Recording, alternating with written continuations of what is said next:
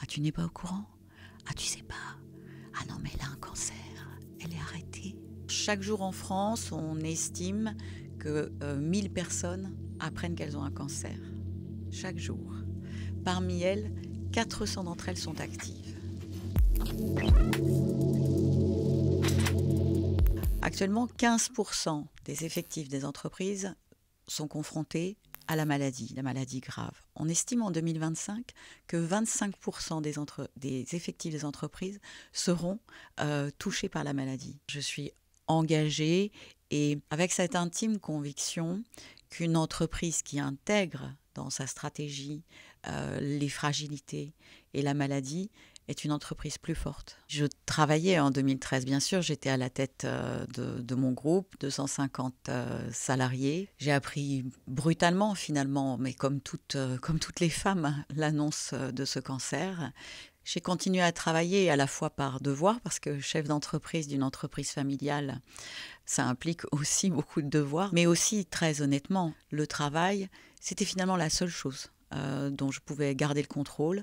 Le cancer me prenait tout, ma santé, ma féminité, mon futur, mon insouciance. Avec le travail, je gardais le contrôle, une sensation de contrôle sur ma vie. C'est extrêmement compliqué que de maintenir une activité, que d'en parler. Il y a un vrai tabou, puisque c'est une maladie longue, les entreprises en ont peur, comme tout un chacun.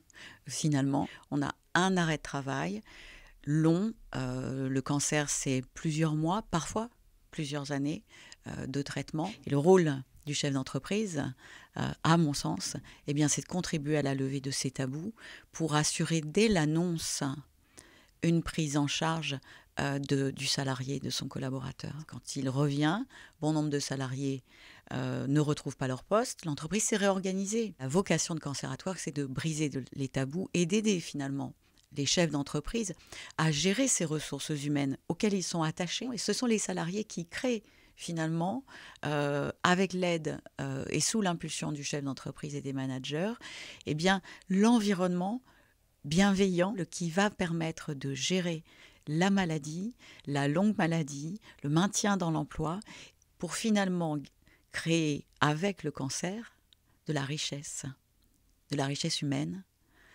sociale, sociétale, et c'est la belle surprise, finalement de la richesse économique. Grâce au progrès de la science, nous sommes de plus en plus nombreux à survivre. Il va donc falloir assurer notre employabilité. Et traverser l'épreuve du cancer, c'est développer une nouvelle sensibilité. C'est un atout, c'est une compétence. Elle est aussi source, cette épreuve, de richesse également pour nous, les malades, et on développe d'autres compétences, j'en ai cette intime conviction. Alors au chef d'entreprise, il est temps de briser le tabou, il est temps d'intégrer les malades dans l'entreprise et de créer de la valeur, créer de la richesse avec la fragilité, c'est possible.